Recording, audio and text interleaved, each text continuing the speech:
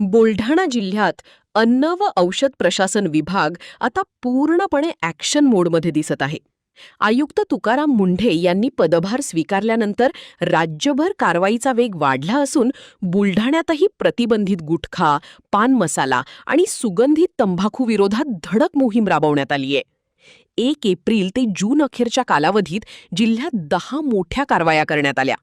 या कारवाईत तब्बल 54,70,000 रुपयांपेक्षा अधिक किमतीचा मुद्देमाल जप्त करण्यात आला आहे.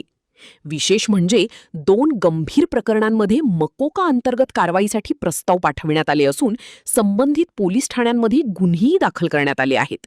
याशिवाय विविध खाद्यपदार्थांचे 65 नमुने तपासणीसाठी घेण्यात आले. त्यापैकी 5 नमुने असुरक्षित, 4 नमुने कमी दर्जाचे तर एका नमुन्यात लेबल दोष आढळून आला आहे.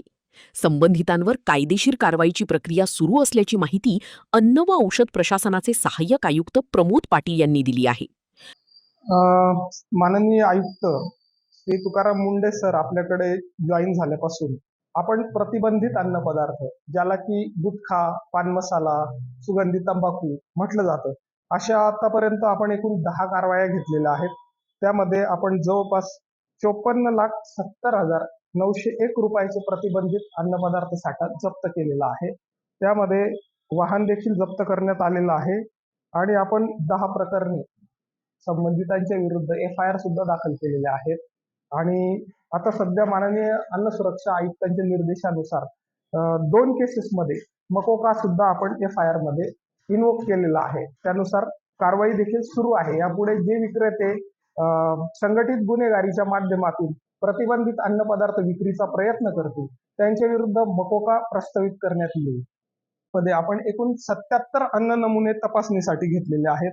आपल्याला 5 असुरक्षित अहवाल प्राप्त झालेले आहेत. असुरक्षित अन्न पदार्थ अहवाल प्रकरणी आपण खटला दाखल करण्याची प्रक्रिया करत असतो. 4 अन्न पदार्थ कमी दर्जाचे असल्याचे अहवाल प्राप्त झालेले आहेत.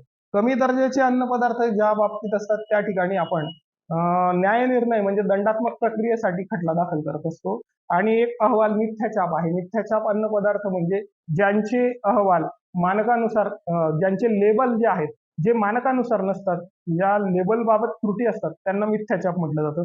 असा एक अहवाल आता आपल्याला प्राप्त झालेला आहे. आणि या अन्न पदार्थांपैकी आपल्याला 13 अहवाल प्राप्त झालेले आहेत. बाकीचे अहवाल अद्याप प्रलंबित आहेत. आपला Vidarbha live bureau report, Buldhana.